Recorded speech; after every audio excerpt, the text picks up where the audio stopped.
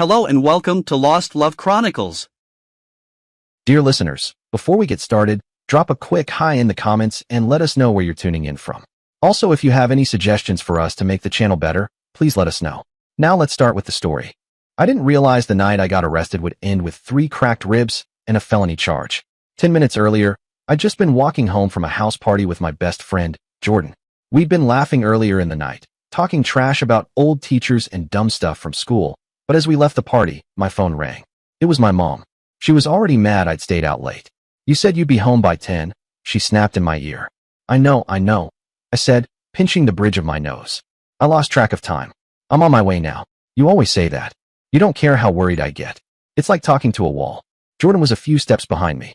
He tapped my shoulder and said, "Hey, I'm going to stop at the gas station, grab a beer." I just nodded, barely paying attention. I kept walking ahead, pacing the sidewalk while my mom's voice climbed in volume. "I can't do this again, Travis. I'm tired of being the only one who gives a damn," she said. I said I'm coming home. I muttered, trying not to sound too loud or too angry. A few minutes later, Jordan caught up with me. He was slightly out of breath. "Man, line was long," he said, then noticed me shivering and handed me his jacket. "Here, take this. You're freezing." "Thanks," I said, pulling it on without thinking. We didn't even make it 4 blocks before the cop cars swarmed. Lights, sirens, tires screeching. "What the hell?" I started, but it was too late. They tackled me hard. Slammed me down so fast, I didn't even have time to scream. My face hit the pavement. A knee drove into my back. I can't breathe." I gasped. "Where's the weapon? Where's the mask?" someone shouted. What weapon?" I coughed. They cuffed me before I could say another word. My ribs felt like they'd cracked on impact. At the station, everything blurred. They sat me down, slid grainy surveillance stills in front of me. "That you?" the cop asked. It was a figure in a hoodie and mask, mid-robbery. I didn't answer. "Jacket looks familiar," he said. My eyes dropped. The jacket did look familiar. It was familiar. It was Jordan's. Except now it was on me. My fingerprints weren't on the register, but it didn't matter. Later, they found cash stashed in my room. I hadn't seen it before. I found out Jordan had hidden it there. He visited me once. Just once. Sat across from me behind that thick glass. Picked up the phone. "I panicked," he said. "I didn't think it would go this far." My hands curled into fists. "Just do the time. It's juvie, man. You'll be out in no time." I wanted to scream, but I was 17. I didn't have proof. Just a broken body, a public defender, and a judge who looked right at me and said, "We need to make an example of you." I spent 9 months in juvie. When I got out, everything was different. The world had moved on. My mom, she didn't fully believe me. She said she wanted to, but there was always a hesitation in her eyes. My friends didn't text, didn't call. My record followed me like a shadow. No one wanted to hire a kid with a felony. So I did what I could, cleaning, warehouse gigs, loading trucks. Whatever paid cash. And Jordan? He was doing great. He had a job, a car. He even started dating someone I used to like back in school. I tried not to care. Then one night, scrolling on a cousin's Instagram, I saw it. A photo. Jordan. From the night of the party. Wearing the same jacket he gave me. Same patch. Same rip on the cuff. I checked the timestamp. Same night. Same hour. My chest tightened as I pulled up the police report. The times matched. My hands were shaking. I spent the next week tracking everything. Jordan's location check-ins. Any and all photos taken and posted the night of the robbery. Scrolling, zooming, checking metadata. I barely slept. Then I remembered the hardware shop across the street from that gas station. I went in the next morning, heart pounding. An older woman stood behind the counter. "Hi," I said, trying to sound calm. "I'm doing a school project on surveillance tech, and I was wondering, do you keep any old footage from your security cameras?" She narrowed her eyes. "We don't usually delete stuff. My dad was kind of a hoarder, wouldn't let us get rid of anything, especially not hard drives." She walked into the back and came out with a dusty USB. "Try this," she said. "Might be what you're looking for." I took it, nodded. "Thank you." Seriously. Back at home, I plugged it in and scrubbed through hours of footage.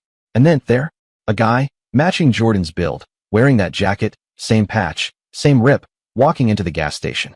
The exact minute the robbery happened. And me? I was in the background, pacing outside on the phone. I packaged it all up and emailed it to my old public defender. No response. So I reached out to a local legal clinic. One that helps with wrongful convictions. Matt, a volunteer attorney, agreed to meet me at a coffee shop. He was young, maybe in his early 30s, but sharp. As he looked over the footage and timestamps, his brow furrowed. "You've got something here," he said. "This might qualify for a post-conviction review." Then it got worse. Jordan found out. He He showed up outside the warehouse where I worked. Waited until break. Travis, he barked. I turned, heart already thudding in my chest. He grabbed my arm, pulled me behind the stack of pallets. What the hell are you doing? He hissed. Why are you digging this up? I reached into my pocket, hit record on my phone. You're going to ruin my life again, he said. You already took the fall. Just let it go. I didn't say a word. He stepped closer. You think anyone's going to believe you now? You're a felon. I'm a manager. That night, I posted a photo of the jacket. The timestamps. Said nothing else. Just still think I wore this? Jordan panicked. He ran into an alumni group chat, claimed I was stalking him, harassing him, said I was obsessed. People started taking sides. I stayed quiet until I released the full audio recording. The legal team took it from there. They filed to have the case reopened. Jordan was subpoenaed. And under pressure, he got sloppy. He arranged a last-ditch meeting with Matt. Had no idea Matt was recording too. Jordan leaned forward across the table and said, even if I did it, they already locked him up. What more do you want? That was it. The footage, the photo, the recordings. It all added up. The judge overturned my conviction. My record was cleared. Jordan got charged with obstruction and robbery. I watched from the back of the courtroom as they cuffed him. He broke down, tears and all. It was a mistake, he cried. I was just a kid. I didn't mean for it to go this far. I didn't say anything. The community started reaching out. Old teachers, co-workers, even my mom. She cried when the news broke. But I didn't feel proud. I just felt tired. That night, I got a message request from someone I didn't know. You don't know me, but I think your friend did the same thing to my brother last year. Want to talk? I stared at the screen. Then I typed. Yeah, I do. The message was from a girl named Tessa. She lived about 2 hours away. Her brother, Aaron, was doing 18 months for a break-in at a pharmacy. She said the details were too similar to ignore. I called her that night. She picked up on the first ring. Her voice was shaky but determined. Hi, Travis. Yeah, this is me. I said. I got your message. Thank you for calling, she said quickly, then took a breath. I don't know where to start. Just tell me what happened. She launched into it. Told me Aaron had been hanging out with Jordan the summer before my arrest. They'd met at some basketball camp. One night, Jordan convinced Aaron to come along while he picked something up from the pharmacy. Jordan went in alone, she said. Aaron waited in the car. He thought it was legit, just some errand. I could hear her voice tremble through the receiver. Then alarms started going off. Jordan came sprinting out, threw a bag in the back seat, and yelled at him to drive. I closed my eyes, already sensing where this was going.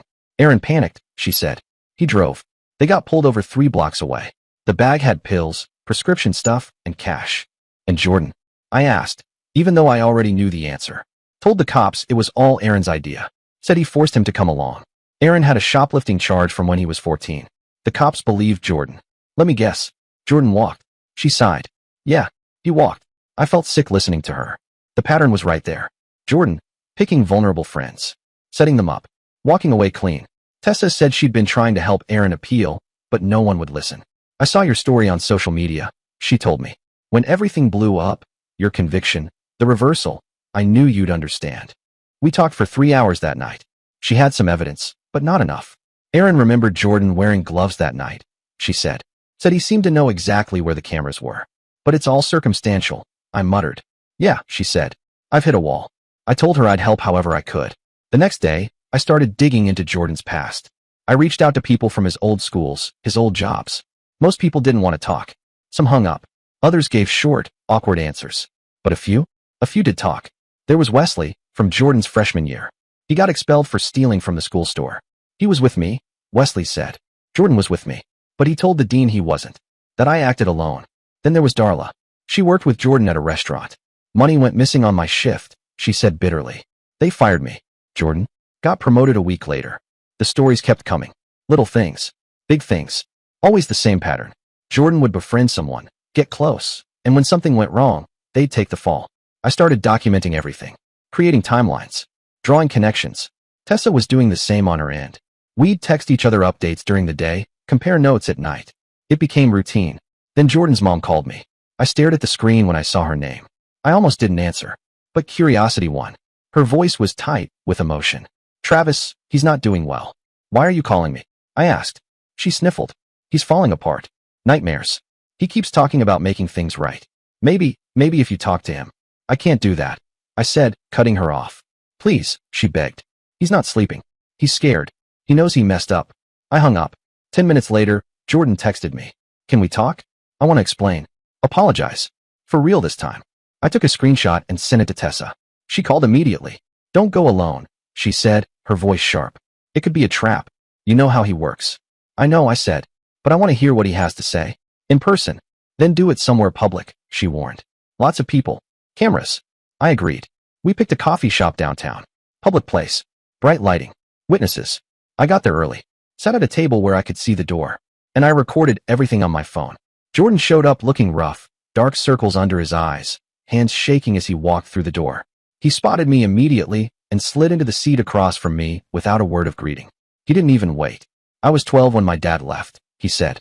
His voice was low, flat. "Just gone one day. No note, nothing. My mom had to work 3 jobs to keep the lights on." I didn't say anything. I just watched him. He looked down at the table. I felt invisible, like I didn't matter. Then one day I realized I was good at something. He met my eyes. Lying. Manipulating. Surviving. He said it like it was a talent. At first, it was small stuff, blaming other kids for things I did. Teachers believed me. Parents believed me. I got out of trouble, got ahead. He gave a little laugh, bitter and hollow. Then it became a game. Seeing how much I could get away with. How far I could push it. I stayed quiet, let him talk. By high school, it was just who I was. Find someone trusting, someone who needed a friend. Use them. Discard them. Move on. He finally looked at me again. "I'm sorry, Travis. I've been in therapy. I'm trying to fix things. I want to make amends." I stared at him for a long moment, then asked, "What about Aaron?" His face went pale. Just like that, the color drained from it. "That was different," he said quickly. "He was already planning the break-in. I just went along." I pulled out my phone and turned the screen to him. "Tessa sent me this. The messages. The timeline. She's been tracking everything." His eyes flicked over the screen, and I saw the exact moment his confidence cracked. "That's not. Look, Aaron was careless. He got caught. That's on him." I didn't. His voice trailed off. He was flustered now, defensive. "You don't know the full story." And I realized then, he wasn't sorry. He was scared. Scared I'd keep digging. Scared more people would come forward. Scared his whole life would unravel. "You need to confess," I told him, "on what you did. To me. To Aaron. To everyone else." He stared at me, then let out a short laugh. "Confess? To what? You think anyone's gonna believe a bunch of criminals trying to clear their names? Please." I was about to respond when I noticed something. He kept checking his phone, glancing at the door, fidgeting, but not just out of guilt. It was something else. Something twitchy, nervous in a different way. I stood up. "Bathroom," I said. He nodded absently, already back to texting. I walked past the bathroom and went straight to the front window. That's when I saw it. A car parked across the street. Someone sitting inside, watching, waiting. I felt the adrenaline spike in my chest. I went back to the table. Jordan was typing something fast, his thumbs tapping frantic on the screen. I grabbed my stuff. "I'm leaving." He stood. "No, wait, we're not done talking." I pushed past him, my pulse pounding. Outside, I didn't stop. I walked fast, then broke into a jog. I could hear footsteps behind me. I started running, made it to my car, yanked the door open, slammed it shut, locked it, looked up. Jordan and another guy were standing on the sidewalk, just watching me drive away. That night, I changed the locks. Every click of the drill, every turn of the screwdriver felt like a lifeline. I called Tessa, told her everything. She didn't sound surprised. "Aaron's been getting threats in prison," she said. "Inmates warning him to stop talking, to let the case go." "It's Jordan," I said. "I know," she replied. But proving it was another thing entirely. I couldn't sleep that night. I kept checking the windows. Every sound made me flinch. I lay in the dark, gripping my phone. This was bigger than I'd thought. Jordan wasn't just some kid who made a few mistakes. He was calculating, organized, dangerous. The next morning, I found my tires slashed. All 4. No cameras in the lot. No witnesses. Just a piece of paper under the wiper. "Stay quiet or things get worse." I called Tessa again. My hands were shaking. "Maybe we should stop," I said. "Think about our safety." She didn't hesitate. "Aaron's already lost everything," she said. "If we stop now, he rots in prison for nothing." She was right. But I was scared. Really scared. And I knew this was just the beginning. I spent the next few days constantly looking over my shoulder. Every car that slowed down too much made my stomach twist. Every unknown number that called. I just stared at the screen and let it ring until it went to voicemail. I'd delete the message without listening. Immediately. No hesitation. I didn't want to hear Jordan's voice or whoever he'd gotten to do his dirty work this time. I started changing up my routine. Different routes to work. Doubling back through side streets. Checking my mirrors constantly. Parking in different places each day. Sometimes walking an extra 3 blocks just to avoid forming patterns. Basic stuff, but it helped me breathe. Barely. My apartment didn't feel safe anymore. Not really. I installed a new deadbolt, one of those thick, industrial ones. The locksmith had said, someone have to want it real bad to break through this. That made me feel slightly better. Slightly. I added a security bar to the sliding glass door. Bought one of those video doorbells too. But instead of feeling secure, I just sat there, obsessively checking the feed, rewinding, watching the same delivery drivers drop off the same boxes over and over.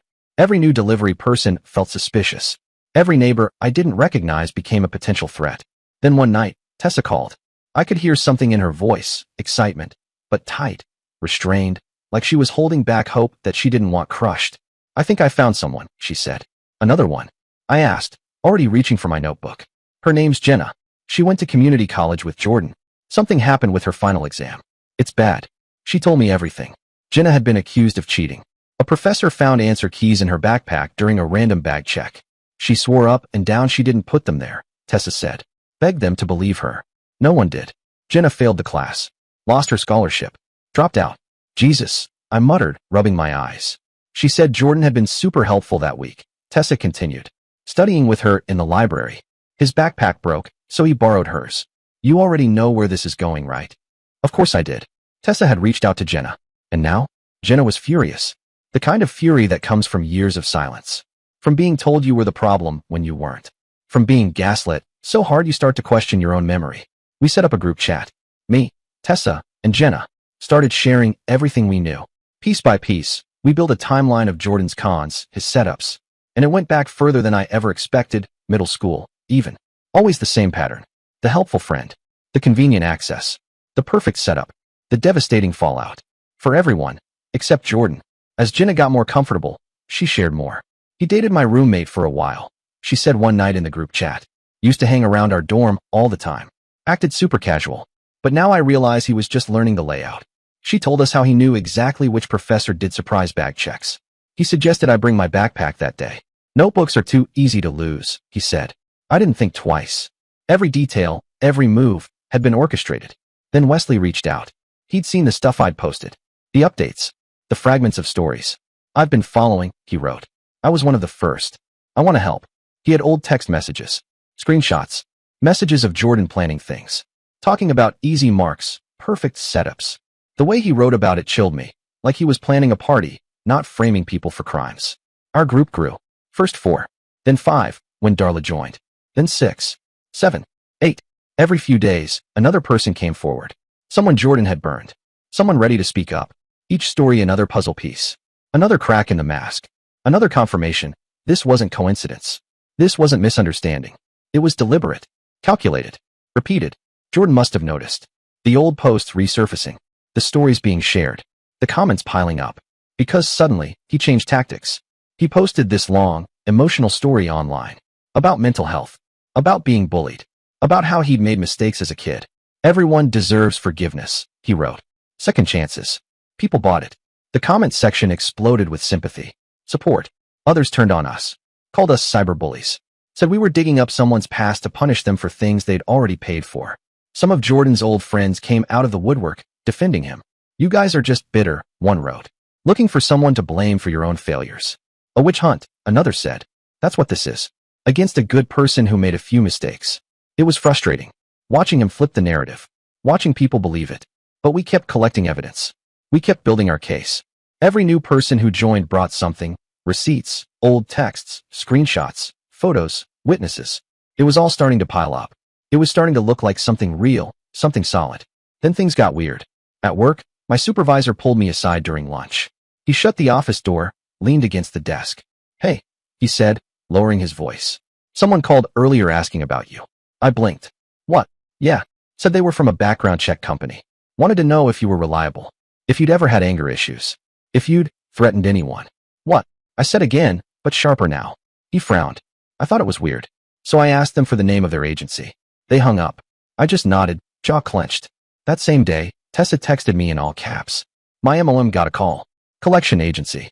They're saying I owe thousands. Later she called. Her voice was trembling.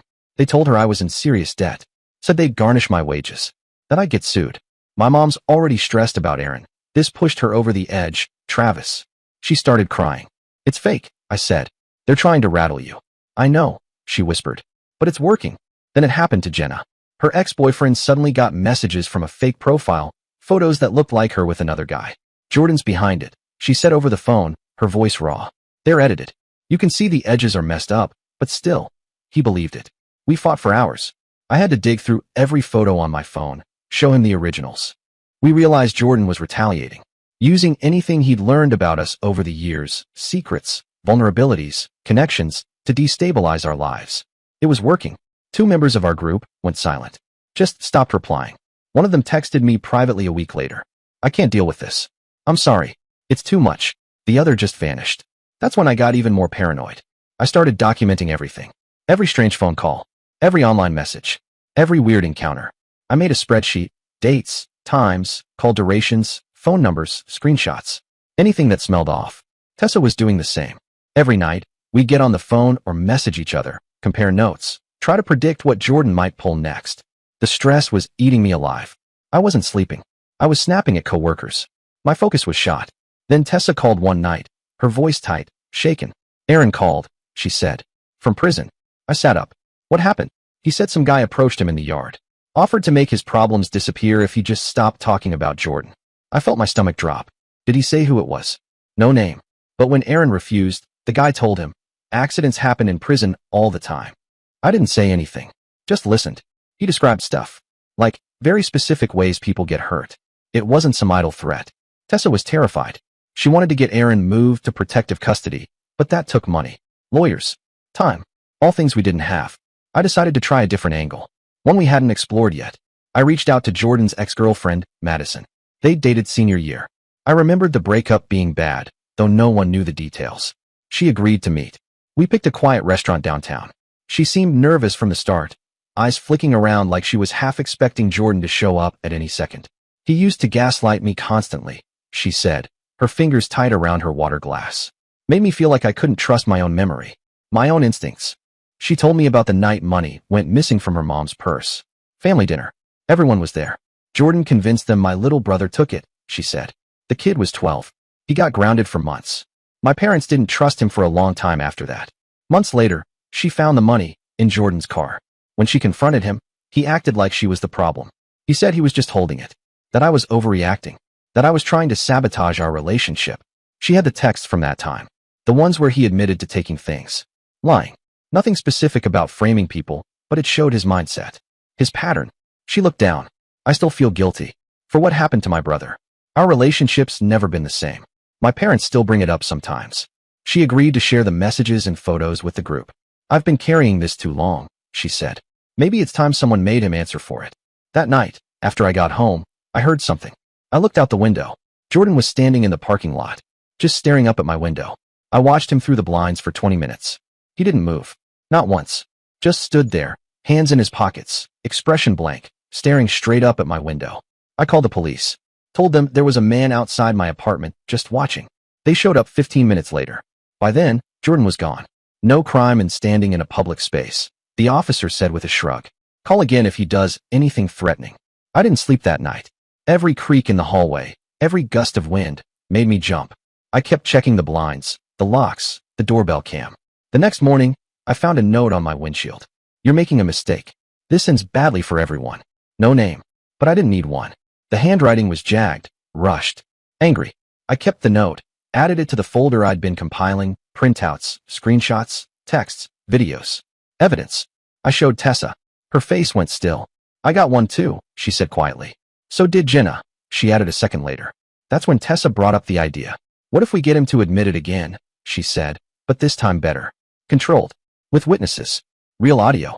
Something undeniable. It was risky, but we were running out of time. Aaron's situation inside was deteriorating fast. Jordan was escalating. We needed something solid. Something you couldn't explain away or manipulate. We started planning. Hours of planning. Jenna would reach out. Say she wanted to apologize, move on, get closure. Ask Jordan to meet her somewhere neutral. I'd be nearby, hidden, recording everything. Tessa would be stationed farther back. Wesley and Darla would blend in with the crowd. We even made contingency plans. What if he brought backup? What if he got violent? What if he didn't show? But Jordan agreed. Maybe he was overconfident. Or maybe curious. He said he'd meet Jenna at the park, just a quiet little spot by the duck pond. Public, but not busy. Perfect. I arrived early. Sat on a bench, slipped my phone into my jacket pocket with the camera peeking out. Tested the audio twice. Battery at 100%. Tessa parked in the lot, eyes on everything. Wesley and Darla waited by the playground, pretending to be on a walk. Everyone checked in by text. Ready. In position. Battery full. Jenna showed up right on time. Sat at the bench near the pond, legs crossed, face calm but tense. She'd rehearsed her lines over and over the night before. I knew she was nervous, but determined. Jordan showed 5 minutes later. He approached slow, sat down, leaving a deliberate few feet between them. I'm really glad you reached out, he said. Been thinking about the past. About making amends. His voice was syrupy, smooth. That same performative sincerity I remembered from courtrooms and hallway apologies. Jenna nodded. Played it just right. I've been struggling since college, she said. Losing that scholarship, it changed everything. I need to understand. Why did it happen? Jordan looked at her like he pitied her. Misunderstandings, he said. We were young. People make mistakes. The system overreacts. He was good. Too good. Almost convincing if you didn't know better. Then Jenna asked the question. The one we'd planned, practiced, timed just right. Jordan, she said, voice steady. Did you put those answer keys in my backpack? His smile faltered. His whole body stiffened. You're trying to trap me, he said. This is a setup. He stood, looked around. Suspicious now. Paranoid. That was my cue. I stood from my bench and walked forward, letting the light catch the phone still recording in my hand. Jordan froze. He looked around and saw Tessa approaching from the sidewalk. Wesley and Darla closing in from opposite ends of the path. He realized what was happening. That he wasn't in control. That this wasn't like the other times. He bolted. Not far. Just around the corner of the path, toward the parking lot. But waiting there, 2 more people from our group. Word had spread. People Jordan had hurt, lied to, manipulated. They wanted to be there. To see him caught. To see the mask slip. He spun in place, trapped, and ended up back where he started, at the bench. Surrounded. We didn't touch him. Didn't block him physically. We didn't have to. We just stood there. 8 people. Phones raised. All recording. Jordan's face twisted. He broke down, but not like you'd think. Not crying. Not regret. It was rage. You're all losers, he snapped. You deserved it. Every one of you. You were weak. Easy. I'm smarter than all of you. The mask was off. The real Jordan, in full. Then he said it. The thing we needed. Yeah, I set you all up. So what? Jordan sneered, his voice rising as he looked from face to face, eyes wild. You think anyone cares? You think this matters? I'll just deny it later. Say you all ganged up on me, edited the videos. He was practically spitting the words. His years of manipulation and superiority were boiling over, bubbling into open contempt. Who's gonna believe a bunch of criminals? We all just stood there. No one said anything. We didn't have to. He was doing it to himself. Then a new voice cut through the tension. I'm not a criminal. Everyone turned. A woman I didn't recognize stepped forward, holding her phone up. I'm Josie, she said calmly. I'm a social worker. I've been following this story online. Jordan blinked, confused. I came to see for myself, she added, and then raised her phone a little higher. I recorded everything. Clear audio. Multiple angles. You can stop pretending now. Jordan's whole body went rigid. He looked around, realizing his mistake. His bravado faltered. I was just angry, he stammered. I didn't mean. I was being sarcastic. You know, just venting. But it was too late. We had him, on tape, from multiple angles, clearly admitting everything. There was no walking that back. Jordan bolted, stormed off like a kid who lost a game. Practically ran to his car. None of us chased him. We didn't have to. We just stood there in silence. Not celebrating. Just processing. Letting it sink in. We'd done it. We had real proof. Undeniable. The kind that doesn't get brushed off or explained away. That night, our group chat lit up. Everyone was buzzing, sharing recordings, syncing time codes, checking angles, comparing audio quality. We backed up everything. Cloud drives. External hard drives. I even burned a few copies to disks, just in case. Josie offered to help us sort it all. I know people, she said. Lawyers, advocates, journalists. People who'll care. People who'll help. But Jordan wasn't finished. The next morning, Jenna texted a photo. Her car windshield shattered. Glass everywhere. An hour later, Tessa called, frantic. My mom's getting calls again, she said, voice trembling. Blocked numbers. Threats. They said they're going to come to the house. Wesley messaged us. His social media accounts had been hacked. Someone sent messed up stuff to my boss. My aunt. Even my old high school coach. Jordan was unraveling, lashing out at anyone close to us. Trying to scare us into silence. But now it was desperate. Sloppy. Dangerous. At work, my supervisor called me into his office again. Shut the door behind me. This is the second time, he said, uneasy. Someone's calling corporate, saying you've got a violent past, that you've threatened people. He looked me in the eye. I don't believe it. But HR's asking questions. My stomach dropped. Years of rebuilding, my job, my reputation, my life, slipping through my fingers again, all because of Jordan's lies. Later that afternoon, Tessa called again, this time barely holding it together. Aaron called. She whispered. Someone pushed him down a flight of stairs. My hands clenched. He said next time it won't just be stairs. I could hear her mom crying in the background. Tessa's voice cracked. Maybe we should stop, she said. It's not worth it if my brother gets hurt. If something happens to him. I didn't know what to say. I didn't want to agree, but I couldn't argue with that either. And then, something shifted. 2 days later, Aaron called again. But this time, it was different. Inmates are watching my back now, he said. A few of them came to me, said they'd seen everything. Online. They know what's going on. I heard the change in his voice, strength where there used to be fear. They're protecting me. Said they've dealt with guys like Jordan before. Told me not to back down. Even inside those walls, the truth mattered. Solidarity mattered. While Jordan spiraled, Aaron found support in the unlikeliest place. Meanwhile, outside, Jordan's life was coming apart. His social media turned chaotic, rants about conspiracies, about being framed, about the world being out to get him. People started backing away. Friends unfollowed. His job? Gone. His landlord kicked him out after multiple complaints. Even his own mother stopped defending him in public. The isolation he had weaponized against others had come full circle. But we weren't done. Not yet. We didn't want just social fallout. We wanted justice. For Aaron. Still sitting in prison. For something he didn't do. Josie connected us with a new legal team, real pros. People who actually cared, people who specialized in wrongful convictions. Not just lawyers, but fighters.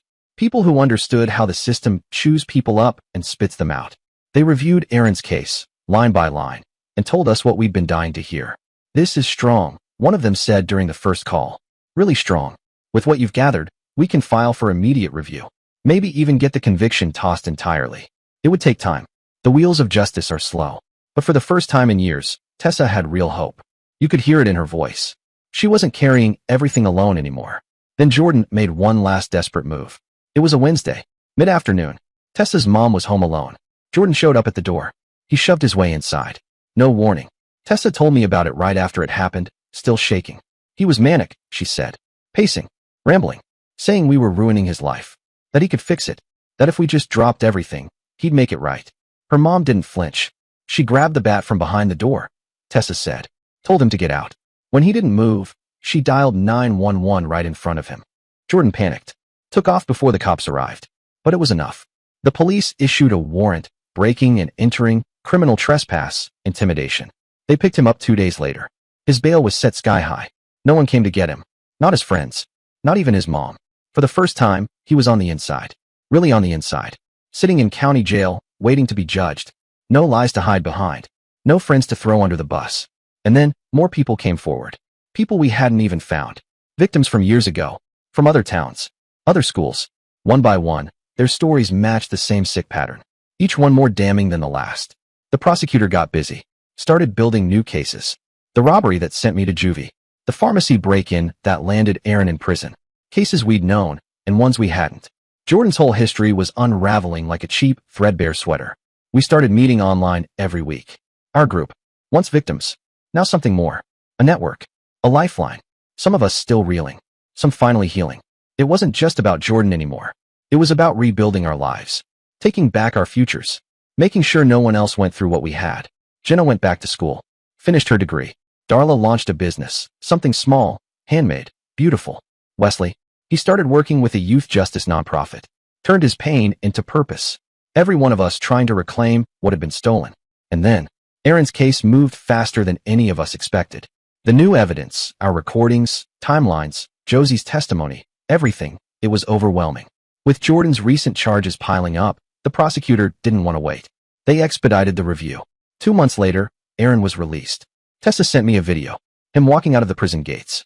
She was crying. Her mom was crying. Aaron looked stunned, like the world was too big, too loud. They hugged. All three of them. Just stood there in the parking lot like time had stopped. A family made whole again. We all met up, our whole group, for the first time in person. A restaurant. Booths pushed together. Laughter between bites. Relief in every voice. Aaron sat at the end, still a little quiet. eyes scanning the room like he hadn't quite adjusted to being free. But as the night went on, he opened up. "I gave up, you know," he said, voice low but steady. "In there, I thought that was it. I was done. But then, I heard what you all were doing. I saw the stories. And suddenly, I wasn't alone anymore." We didn't know what to say, just nodded. Some of us teared up. I know I did. Jordan's trial came next. Multiple charges. Different courts. He tried to plead out, but the DA wasn't having it. They wanted max sentences. Wanted to make an example. Sound familiar? I said to Tessa one day, "Except this time, it's actually deserved." I took the stand. So did Jenna, Darla, Wesley, Tessa, Aaron. One by one, we told our stories. We didn't hold back. The jury listened. Really listened. I saw one of them, an older man, wipe his eyes when Jenna testified. Another juror shook her head in disbelief when Wesley pulled up Jordan's old messages. Jordan's lawyer tried the usual: troubled youth, broken home, mental health. But the evidence was too strong. The pain too real. The jury saw through the act. Like we finally had. Guilty. On all counts. 15 years. Eligible for parole in 7. Jordan cried as the sentence was read. Sobbed really. Said he was sorry. But not for what he'd done, for getting caught. As the bailiff let him out, our eyes met. I felt nothing. Not anger. Not relief. Just empty. Like he'd taken so much from me. There was nothing left for him to steal. We all went our separate ways after that. Stayed in touch, but less often. Life was waiting. I started moving forward. And I got a better job. I started taking night classes. Slowly. Just 1 or 2 at a time. I wasn't trying to prove anything to anyone but myself. After everything that happened, I needed something steady, something forward-looking. It felt good to sit in a room where nobody knew what I'd been through, where I could just be Travis, the guy with a notebook and a second chance. I began rebuilding things, little by little.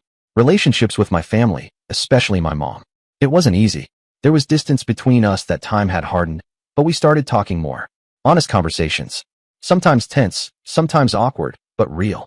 I could feel the cracks closing, trust seeping back in. Then I met Kelly. It wasn't dramatic. Just a conversation at a coffee shop, one I almost didn't have because I was too tired from class. But they smiled, asked if the seat was taken, and we started talking. A week later, we were grabbing dinner.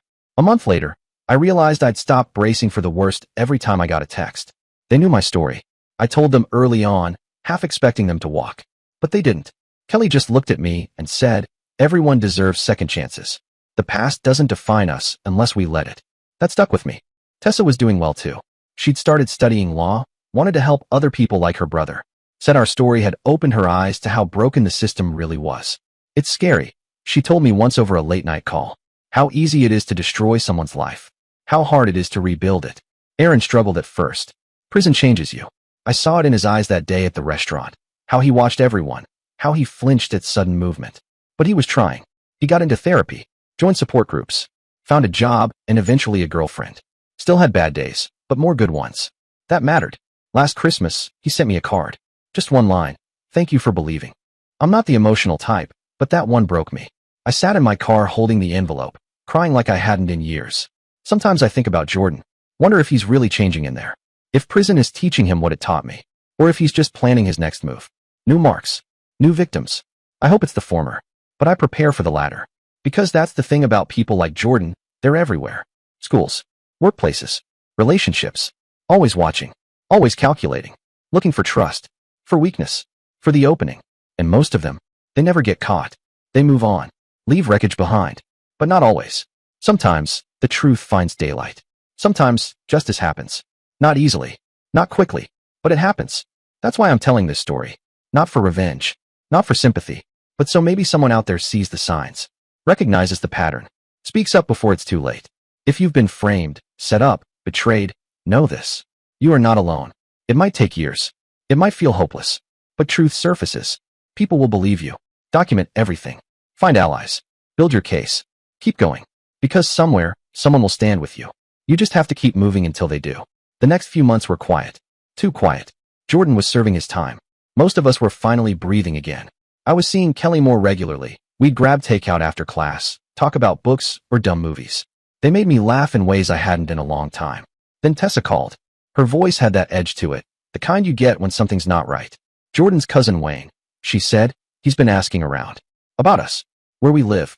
About the case." I sat up. "Asking who?" "Jenna's boss," she replied.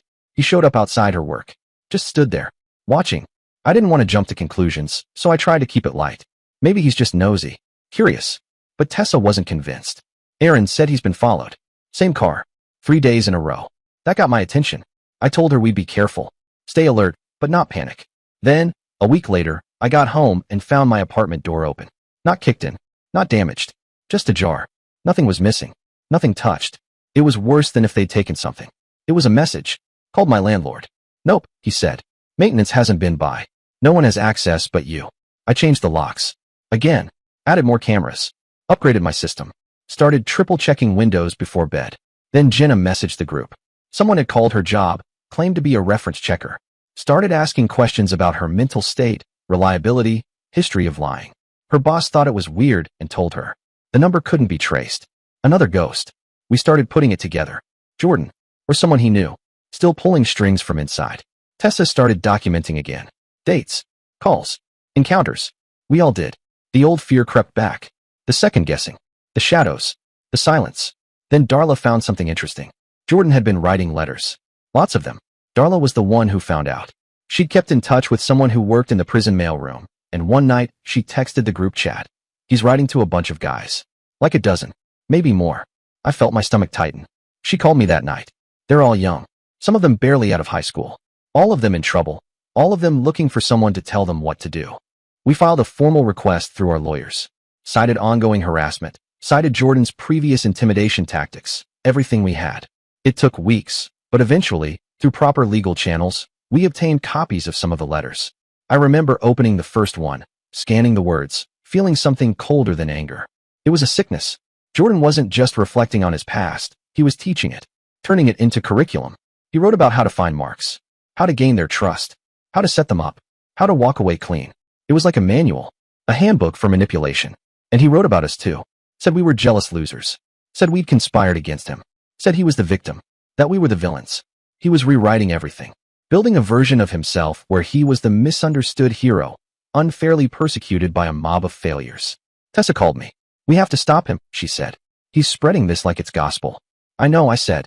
But how? None of it's technically illegal. Our lawyer confirmed it. Writing letters? Not a crime. Teaching manipulation? Still not a crime. Until someone acted on those words, it was protected as free speech. We were stuck, watching him build a network from behind bars, watching him spread his poison with stamps and envelopes.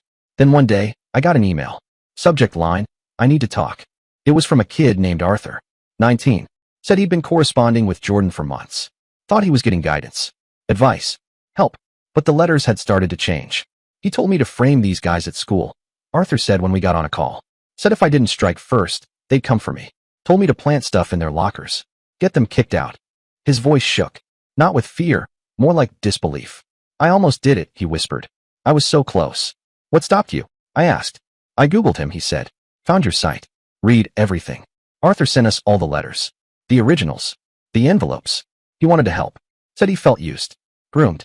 He was turning me into the next him, he said. We added Arthur's letters to the archive. Reached out to the others Jordan had been writing. It wasn't easy. Some ignored us. Some told us to back off. But a few listened. A few had that same shocked realization. They weren't the only one. They weren't special. Just the next tool. But some were already too deep. One guy, Joe, had already acted on Jordan's advice. Framed his college roommate for substance possession.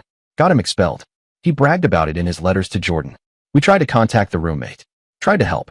But without evidence, there was nothing we could do. The damage was done. That was the problem. Jordan had found a way to keep hurting people. To keep creating versions of himself from behind bars. We'd stopped him, but not his reach.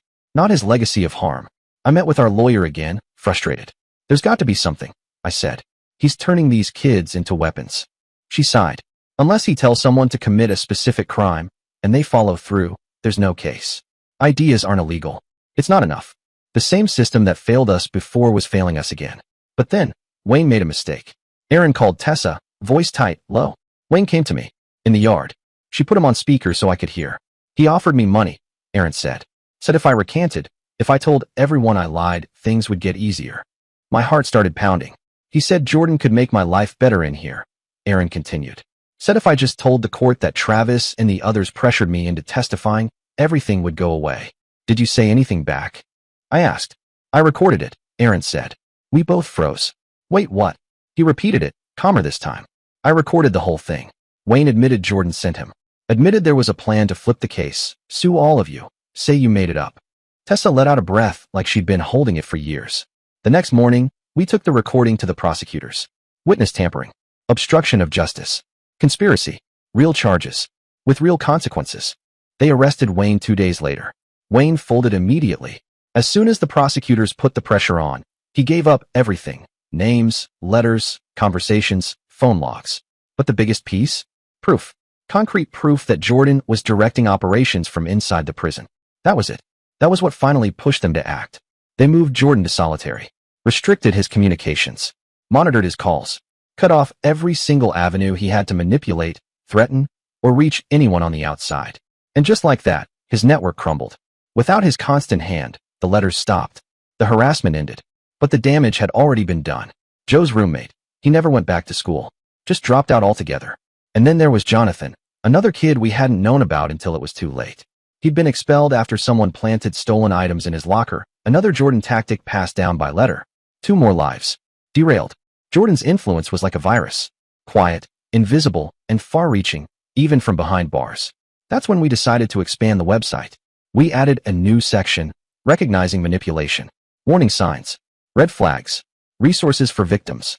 Kelly helped redesign the whole thing. She was amazing, kept the layout clean, user-friendly, optimized it so it would show up on searches. She said, "Let's make it easy for people to find help. Let's not make them dig." The site exploded, thousands of visits, shares, emails. And not just about Jordan. People started sharing their own stories. Their own Jordan. The coworker who gaslit them. The friend who framed them. The partner who played the victim after doing the damage. We didn't expect it to become a community, but it did. A support network. Then local schools started reaching out, inviting us to speak, asking if we could share our story, teach students how to protect themselves, how to spot manipulation before it buried them. Jenna was incredible. She had this calm, clear way of explaining things. Took all her pain and turned it into something powerful. The first time I spoke, I was terrified. Standing in front of 100 high school students, hands sweating, voice shaking, reliving the worst night of my life. But I did it. I told them what happened. And then I saw their faces, some nodding, some crying, some looking down like they were connecting the dots. It mattered. One girl came up after, probably 15, said quietly, "My friend's doing stuff like that, setting people up, pretending to cry when they get caught." She looked scared. We talked. I gave her resources. Told her, write everything down. Find others. You're not alone. A month later she emailed me. They exposed her friend. Got them help. Prevented more damage. She thanked me. Said our story gave her courage. I cried that night. This became our new normal, speaking, teaching, preventing. Taking all that trauma and turning it into something that meant something. It wasn't healing, not exactly. But it was purpose. Jordan tried one last appeal. Said his lawyer was incompetent. Claimed he hadn't been defended properly. It didn't matter. The appeal was denied. The evidence was overwhelming. His own voice, on tape, damning himself. No parole. No early release. 15 years, full term. Then, one day, I went to see him. I don't know why. Curiosity maybe. Closure. He looked different, smaller, in orange, older, like something in him had deflated. The confidence was gone. The swagger evaporated. He was just another inmate now. Another number. He tried to manipulate me, even then. Started slow. I found faith, Travis. I've changed. I want to make amends. His voice soft, remorseful, too practiced. Then came the apology. I'm sorry. For everything. I really mean it. I said nothing. Just watched. Let him talk. Let him perform. I saw it, as clear as day, every beat of the old act. Every calculated pause. Every teardrop that wasn't real. When he finally stopped, I stood up. I forgive you, I said. Not for you. For me. He blinked, confused. I've got better things to do with my energy, I added. I won. I rebuilt. I survived. His expression twisted, shocked first. Then angry. Then desperate. You owe me that, he spat. Without me, you'd still be nothing. I made you stronger. You should be grateful. There it was. The same old manipulation. The same old games. I left without responding. I never went back. Never thought about him much after that. He'd taken enough of my time, my energy, my life. I was done giving him space in my head. Done letting him matter. The website kept growing. What started as a simple evidence dump became something else, bigger. A resource. A warning system. People started posting about potential manipulators. Others would chime in, confirming patterns, sharing experiences. We hadn't meant to, but we'd created something powerful. An early warning system. a network of survivors protecting future victims. Kelly and I moved in together. It wasn't much, just a small apartment above a coffee shop, but it was ours. They filled it with plants, insisting each one needed a name. I started collecting books again, something I hadn't done in years. And pictures, photos of good times, small moments, simple things. New memories replacing old trauma. Building something healthy. Something real. Tessa, she graduated law school. Passed the bar. Now works on wrongful conviction cases. She once told me, "I'll never forget what we went through. What Aaron suffered. I want to make sure it doesn't happen to anyone else." And she's done it. Helped free 3 people so far. 3 lives saved. 3 futures restored. Aaron's doing better too. He's got his own place now. A steady job. Still goes to therapy, but not as often. Last week, he sent me a photo. Him and his girlfriend at the beach. Big grins. Hair windblown. Eyes squinting into the sun. He looked free. He is free. Jenna teaches full-time now, high school psychology. She uses her experience in every lesson. Teaches her students about healthy relationships, red flags, trusting their instincts. They love her. Call her real. Authentic. Someone who gets it. And they're right. She does. Darla's business is thriving. She hired 2 people last month, both survivors, both folks who'd been overlooked. She said, "If the world won't give second chances, I will." She's creating something positive from something negative. Turning pain into possibility. Wesley works with at-risk youth now. Counseling. Mentoring. Helping them see better paths. "If I can help just one kid avoid someone like Jordan," he told me, "all those sleepless nights will have meant something." Even Josie stayed involved. She helped design a training program for social workers, teaching them how to spot manipulation, how to protect vulnerable kids, how to interrupt the pattern before it becomes tragedy. We still meet, from time to time. Not as often. Not urgently. Just as friends. Bonded by what we went through. But not defined by it. We laugh more than we cry. Talk about futures more than pasts. Celebrate victories more than mourn losses. Last week marked 5 years since my arrest. The night that changed everything. I didn't even remember until Tessa texted me. That felt like a victory too. Time dulling the anniversary, making it just another day. I'm writing this now from my new office. Yeah, I have an office. Working in IT security. Turns out, being paranoid about documentation makes you really good at data protection. Who knew trauma could become job skills? Kelly just brought me coffee. Kissed my forehead. "Don't forget we have dinner plans," they said, grinning. Normal stuff. Regular life. The kind I thought I'd never have. The kind Jordan tried to steal. The kind I fought to reclaim. Sometimes, new people find the site. They reach out, share their stories, ask for help. We respond when we can. Point them toward resources. Connect them with others. We keep the network growing. Keep the support flowing. Because that's the thing about surviving something like this. You want to help others survive too. You want to spare them the pain, the years lost, the faith destroyed. You want to be the person you needed when you were drowning. Jordan gets out in 2 years. We know, but we're ready. The network is stronger now. The documentation better. The support system solid. He'll find a very different world than the one he left. One where his tricks are known, his patterns recognized, his power diminished. But that's a future worry. Not today. Today, I have code to write. Kelly to love. Friends to meet. A life to live. A real life. Built on truth. Sustained by connection. Protected by wisdom earned the hard way. Sometimes, I drive past that gas station. The one where it all started. Where my world collapsed in the blink of a moment. It's a coffee shop now. Gentrification or whatever. I stop sometimes. Get a latte. Sit at the window where I was cuffed and loaded into a squad car. I think about how far I've come. How much I've survived. How much I've built. Then I finish my coffee. Get back in my car. Drive home to my life. My real life. The one I chose. The one I earned. The one nobody can take away. Because I have the receipts. The evidence. The truth.